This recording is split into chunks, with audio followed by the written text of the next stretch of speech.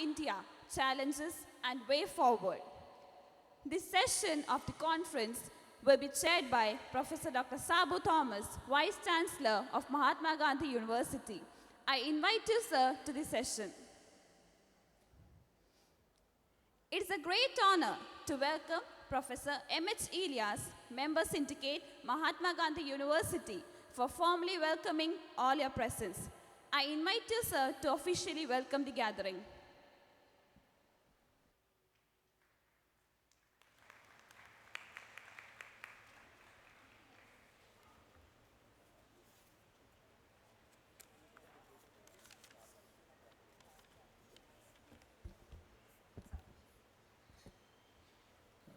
Good morning, everyone.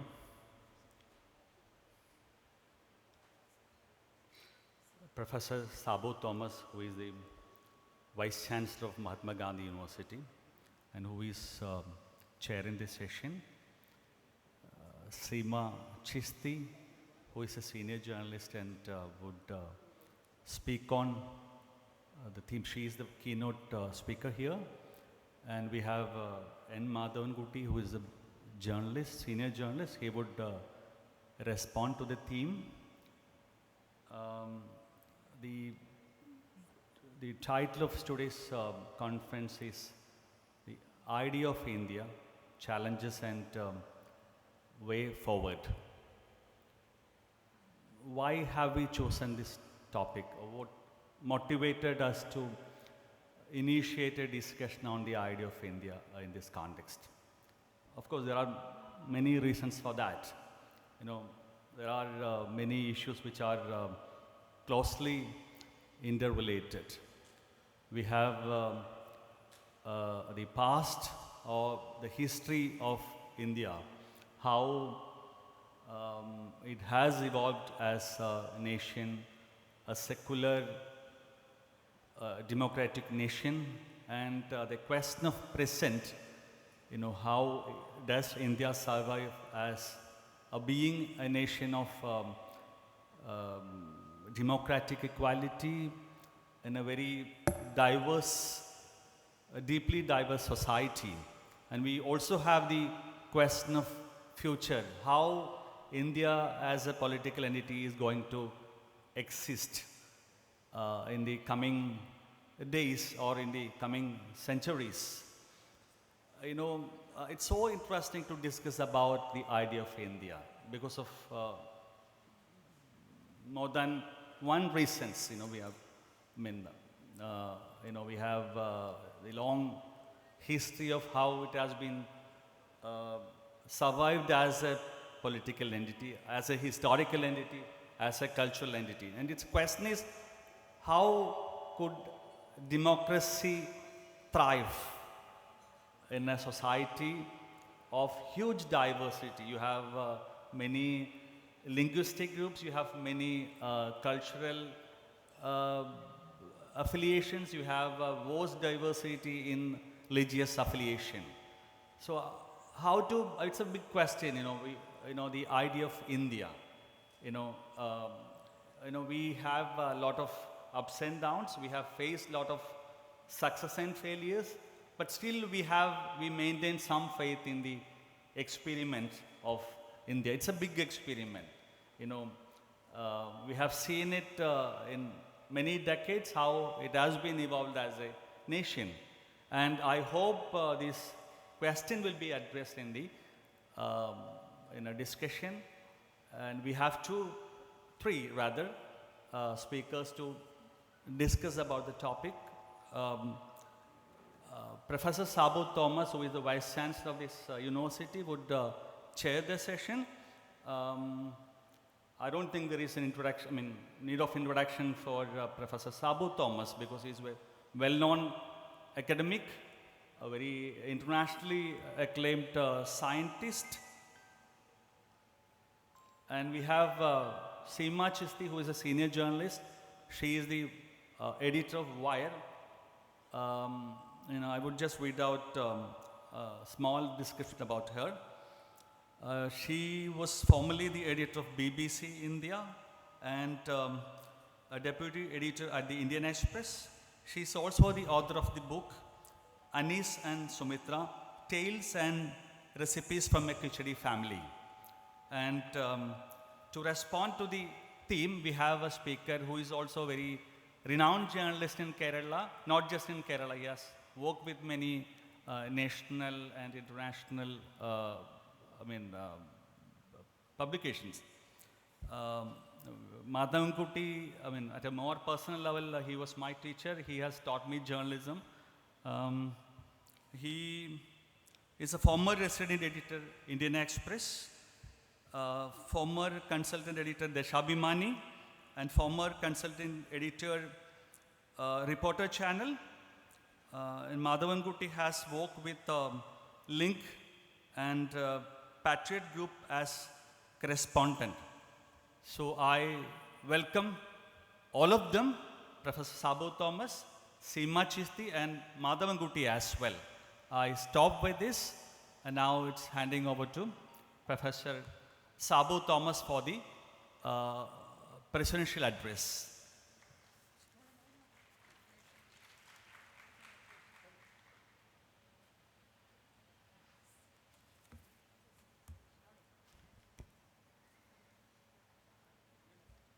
Very good morning to all of you.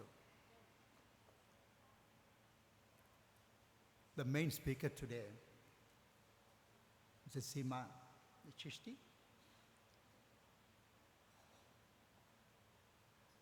And Mr. Madhavankutti, my colleague Ilyas, dear scholars and friends. As part of the EUNOIA, we have taken up a very important topic, as Professor Ilyas indicated. The idea of India, challenges and the way forward. We all know that India is one of the most diverse countries, one of the most populous countries after China.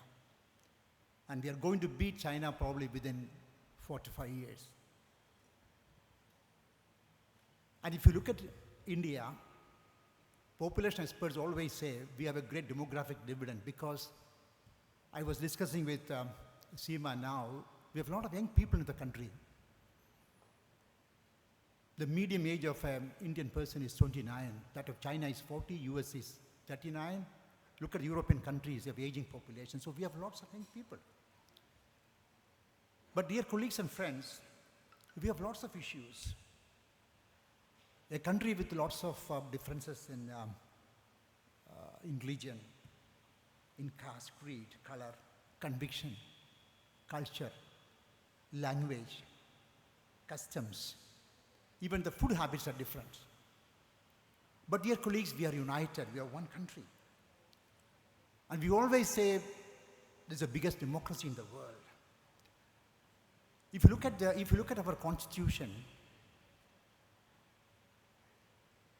we all know that the concept of equality, the concept of social justice, the concept of secularism, the concept of diversity, the concept of inclusivity, they're all embedded in the Constitution. Even Ambedkar made a very good remarkable statement. He said, although India is a democratic country, have we achieved the social democracy? Have we achieved the economic democracy? India made lots of progress after independence. In the area of science and technology, space science, we made remarkable progress. Defense, we made remarkable progress. Atomic energy, we made remarkable progress. Look at the life expectancy, we made remarkable progress. In the past, we were not having enough to eat. We made remarkable progress. The production of foodstuff. In the area of nanoscience and nanotechnology, where I'm working, we are number 3rd in the world in terms of publications.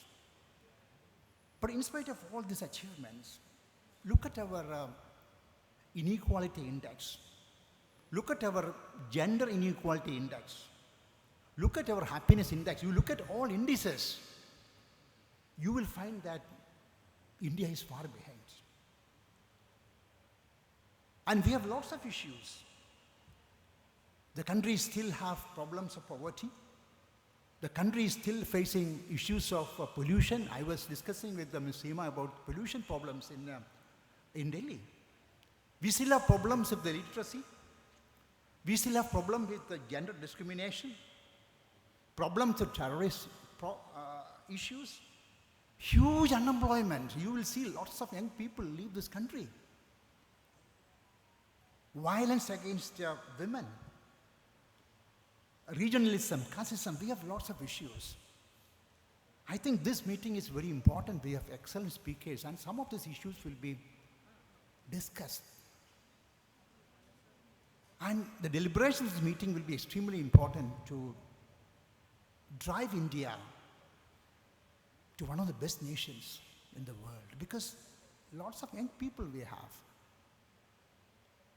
And therefore, I consider this meeting as lots of significance. And we have excellent speakers today. I request everyone to participate in the discussion meeting. With this remark, I request Mrs. Seema to start the first presentation. Thank you.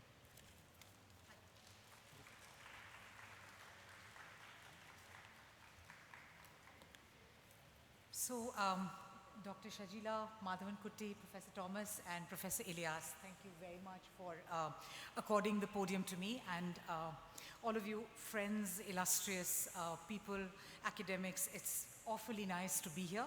I come from a university named after Jawaharlal Nehru, so to be at a university named after Mahatma Gandhi seems a perfect twinning and really nice. Thank you for inviting me. It's also a bit scary for somebody like me to be among students, academics, because I'm a hack. That's what they call journalists, you know.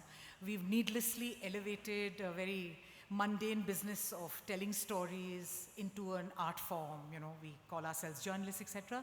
So the maximum of academia that I could do was a master's. After that, as I was telling you, Vice Chancellor, I never ventured into a department. So it's really nice to be in wonderful Kottayam and in Mahatma Gandhi University. Thank you. So engaging the idea of India, looking at challenges and talking about it.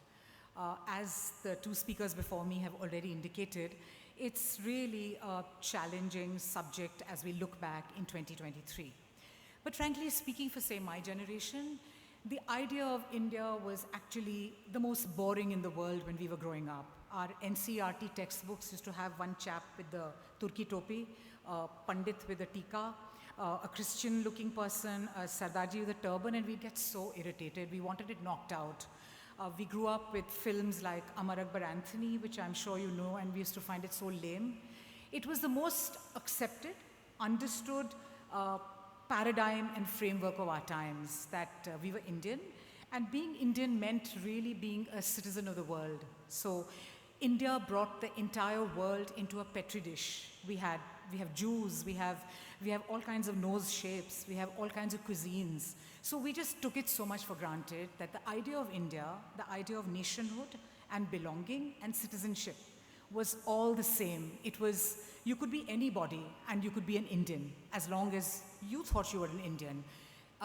People like me used to sneer at our neighbors. We used to sneer and feel sympathetic about Pakistan, about Sri Lanka, about Myanmar, and feel sorry for them that they were hooked onto a single nationality, a religion, and ethnicity.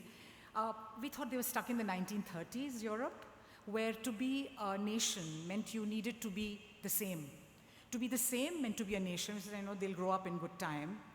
Sometimes people would point out to certain problems that India had. So I'm not saying that before 2014, India had no problems. Of course we had problems. But we were trying to make sure that the state lived up to its ideals. We were very clear about what our ideals were, and we believed in it. So just very quickly on the idea of India, what is really the new idea of new India that we're engaging with? Because if you just say idea of India generally outside, maybe even outside of Kerala, it means something very different now. The way I see it very briefly, during the freedom struggle, the whole notion of India and various ideas of India's found a contest in our freedom struggle. The mainstream national movement, as it was known, led by the Congress Party at that time, Nehru, Gandhi, Patel, Maulana Azad, loads of people there, their fundamental conception of India as a free, democratic, and a secular India where everybody belonged. All kinds of people. It was the big mainstream. That was one idea of India. The second idea of India, the way I see it, if you like, is all the other revolutionary strands, the left strands, which spoke of social, economic liberation, which was central. So they took it beyond the sort of Gandhian, Nehruvian framework of just secular, free, democratic India. They added a slice of social and economic uplift to that. So you have Bhagat Singh, you have Tebhaga, you have Vaikom, you have all kinds of other movements that are happening that was the other idea of India perhaps. And I think the third idea of India had two components. One was the idea of India that wanted a Pakistan built. They didn't believe that Muslims could live as free, happy, fulfilled citizens in India, so they wanted out. And the other was the idea that believed in India for Hindus alone, the Hindutva idea, which was the two-nation theory. So for me, they're both the same idea. They're just, different cast of characters are starring in two separate OTT streams. But for me, it's the same thing, just the subtitling is different. So we kind of took it for granted that, my generation took it for granted, for instance, that the idea of India, of cosmopolitanism, belonging, everybody belonging to India was the idea of India. So Sunil Khilnani wrote a wonderful book with the same name in 1997, and it's very evocative, written beautifully. It's not just political science, a lot of it is poetry, and he's very brilliantly defined the idea of India. So a lot of us would argue that why call it the idea of India? It's actually the shared, lived reality of Indians, and it surely is more than an idea. After Gandhiji's assassination, those arguing for a Hindu India or a Hindutva India took a big hit. The RSS gets banned and all that happens. In 1950, India gets a constitution, which is a constitution way ahead of its times. We don't even realize how it gave universal adult suffrage, it gave belonging, being Indian, to all manner of Indians, Muslims, Christians, Hindus, Jews, Parsis, what have you. We don't realize how big it was till we realize that there were states in the United States which till the 50s did not allow blacks to vote. But India had universal adult franchise. There were some people who fought for just the propertied people voting, etc., but our founding fathers shot it down. So after 1940, we thought we were on autopilot. India is competing with Sweden, we are here, we're going to be this big social democratic republic where everyone's invited. But my argument for you today is that from 2014, there is a major rupture in what we understood as India, in our basic fundamentals as we see them, without the constitution being amended. So I don't have any headline stories that the constitutions got amended. But the whole hollowing out of this composite, multi-everything idea of India is really now into motion, and that's a problem, and that concerns all of us. So I see it almost like, if you imagine a triangle, I see three nodes of this triangle. One node, which very clearly in terms of utterances of people who matter, who hold high office, who are in power, their fundamental ideology that India is probably for Hindus alone. It is a Hindutva idea of India. They very proudly say that. It's a very, I'm not breaking any new ground here. They say it themselves. You just need to look at the statements. So one node of this triangle that we find trapped ourselves in is this idea, which is a break from the common idea of India, which our constitution defines. The second node is the way in which this idea works. So you could say that Atal Bihari Vajpayee also believed in the same idea of India. We've had a BJP government before. What's the difference? The difference is, what I argue, is the second node of this triangle, because it is the way in which they conduct business, the centralized, authoritarian idea that mine will be the only idea of India. There will be no other competing. All other animals will be shot. I will be the only animal in the animal farm. That kind of governance. So that would be a problem if it was there with any idea. But the fact that it's with this singularity idea, then this method of being completely dominant as this is the only idea, and the rest of you will be banned and you'll be damned, and that will not be allowed to breathe. That's the second node. The third node, I think, is which concerns people in the world of ideas, researchers, students, journalists, media, all of us, is the whole, what I call the operating system within which we're all swimming. So if you imagine us all as creatures, as water creatures, the aquarium we're swimming in, the common sense of what constitutes India. That's an intangible. It is, if you like, the cloud of all that we believe in. It's the common, it's not definable, but it is something which everybody absorbs because we're all swimming in that fluid. It's fundamentally what we're working inside, and that's which is all the ideas that have acceptance. That constitutes your TV debates, news headlines, research that is allowed, academics who are shut down, academics who are promoted, the state or universities. All of us are seen as very, I stand in a rally, I won't gather 4 people, so I can't gather 1 million people. But all of us put together, put out narratives, stories, ideas. Maybe a scientist, a nanoscientist in a laboratory is not a powerful person, he's a thin chap, and everybody can come and give him 2 slaps. But he or she is at the heart and kernel of certain ideas which have power. So for me, the third node is this whole information sphere, if you like, or the infosphere, which is of concern. And very fundamentally tied to this information sphere, along with this idea of Hindutva India and this centralization and authoritarianism, is the state of our democracy. Eventually, as a lot of political scientists have already said this, and there's enough research to back it up, that a democracy will be as good as only the people who form that democracy. So if I don't care about the number of people dying in COVID, I don't demand anything of my government. So the government can continue ruling even if there are hundreds of bodies floating in the Ganga, and because I want something else. So the quality of people is also influenced and determined by this infosphere. And that's why all this is so critical to democracy. So because I'm a journalist, I will bore you with some things which I thought would provide a framework within which to see mainstream media today. So things that I say hold for a large majority of mainstream media. They don't necessarily apply to everyone. There are brave voices everywhere. There are units, there are independent houses which are trying to say different things. But for the majority of mainstream media, we're in a real kind of code red situation. So if I was tapping floods, I would be pressing all possible alarms, because the entire concept of telling people stories, informing them, the job of media. So media is not like some kind of a, ad thing that I want more of salt in my toothpaste, or I want a little more fizz in my Coca-Cola, give it to me. It's a fundamental thing which we must as citizens demand, because the absence of which determines what is happening to our democracy. So I was thinking about it, all of us media pundits, we always analyze media headlines in great detail. We forget for the average person, whether that person's a manual laborer, the person's a teacher somewhere, or is just unemployed, or is a model in an ad campaign, they have no time to look at the details of media. They just scan headlines, right? And they just say, okay, so I'm unemployed, must be something wrong with me. Because nobody in media is going to tell them that, no mate, nothing's wrong with you. There is an unemployment crisis. Somebody who joins the dots and tells a story. So when that storyteller, when that system, which is whose job it is to join all the dots and give information cogently, collapses, we're like in a deep crisis. So broadly speaking, media has 4 functions, very lame. It has to inform people.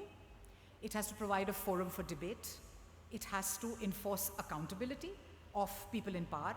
And number 4, it has to enforce financial accountability. There are 4 things that are in place. And my proposition is that on all 4 counts, we are failing miserably. As far as information goes, there is some wonderful stuff which is still kind of put down by some people. There is an Institute of Perception Studies which does a brilliant thing called Rate the Debate.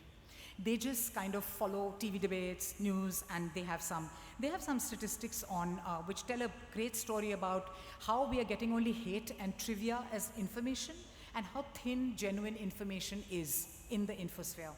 And they say, in Rate of Debate found on June 22, 2022, the Assam floods were the really big news. They looked at 5 channels on that one day, and they found just 26 seconds were devoted to that. The rest was rubbish. We'll come to what it was. On May 7th, 2022, when the a phenomenal LPG price hike took place, 11 channels were looked at, and they found 0.16% of the time was spent on it. 0.16%.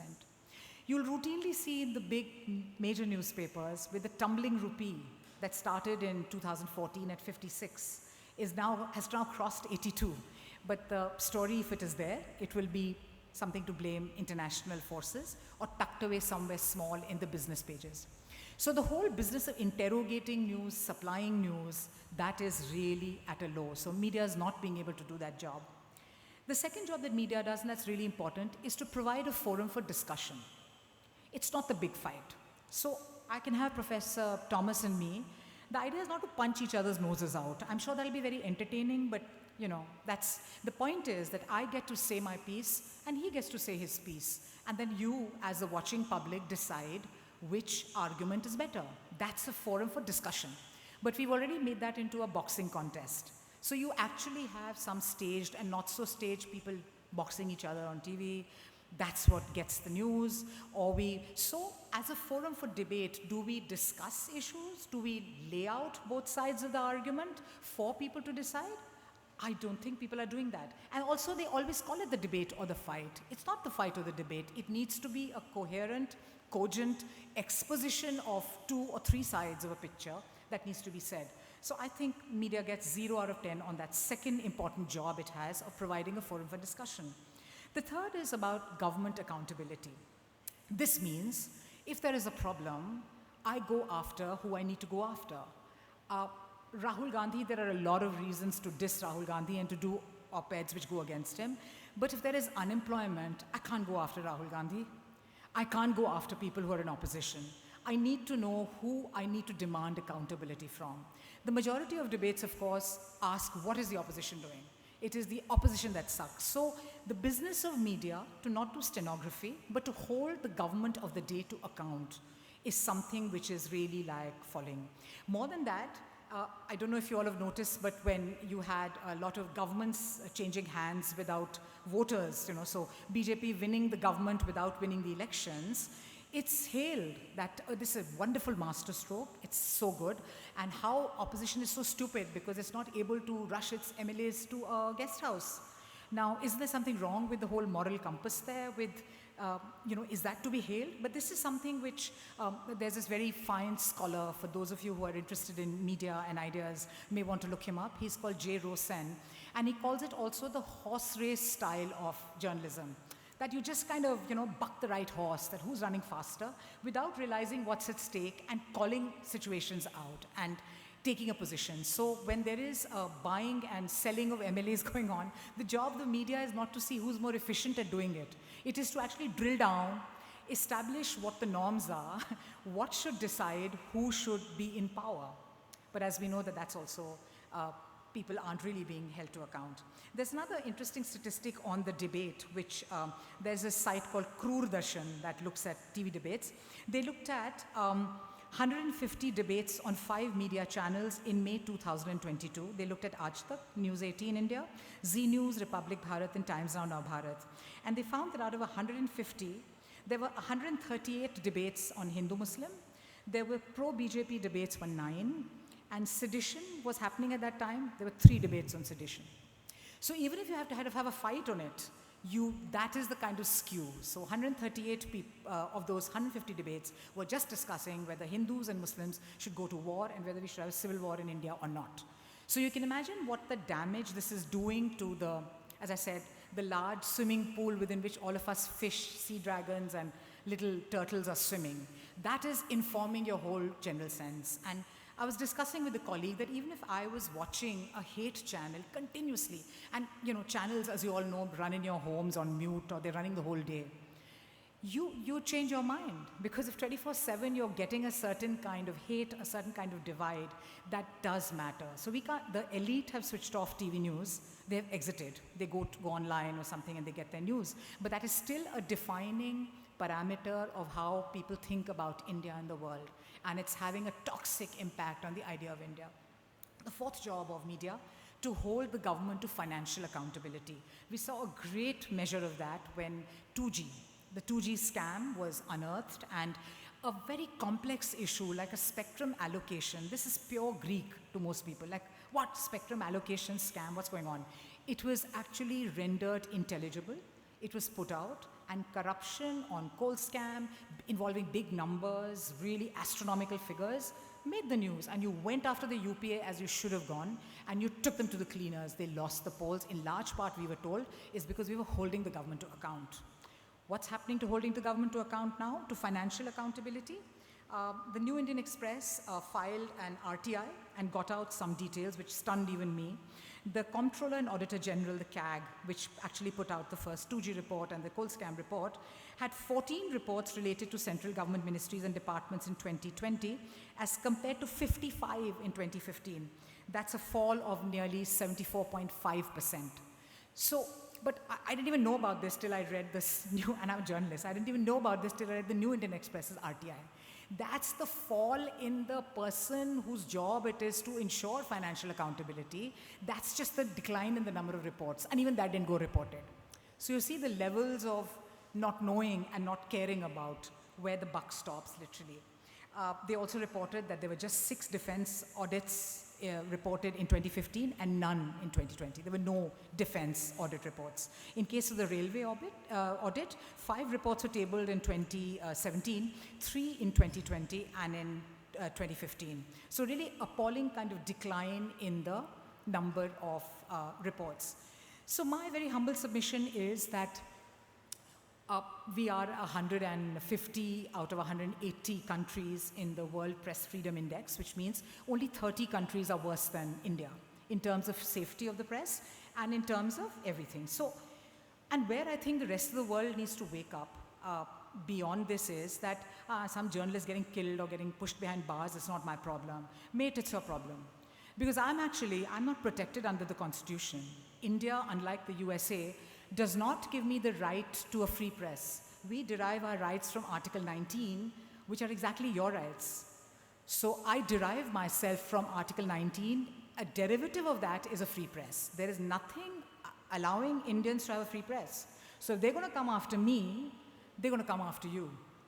So as I think professors who are being sent to jail for Facebook posts that they write or they like, for if there are researchers being taken to town, if there are journalists being put behind bars, it's actually the canary in the coal mine, which should alert everybody to the fact that there's very little oxygen in the coal mine and they better do something about mining. It's not as if we can all go home that there are a couple of journalists in jail or being killed. It doesn't bother me because it's going to come back to haunt all of us.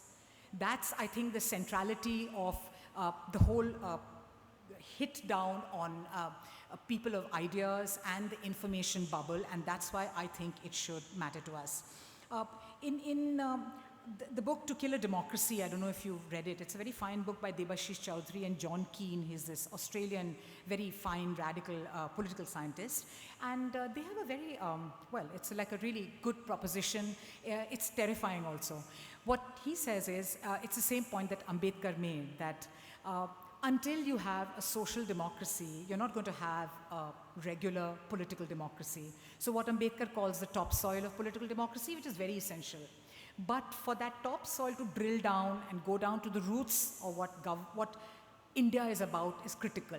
And I think somewhere down the line, there was a disconnect.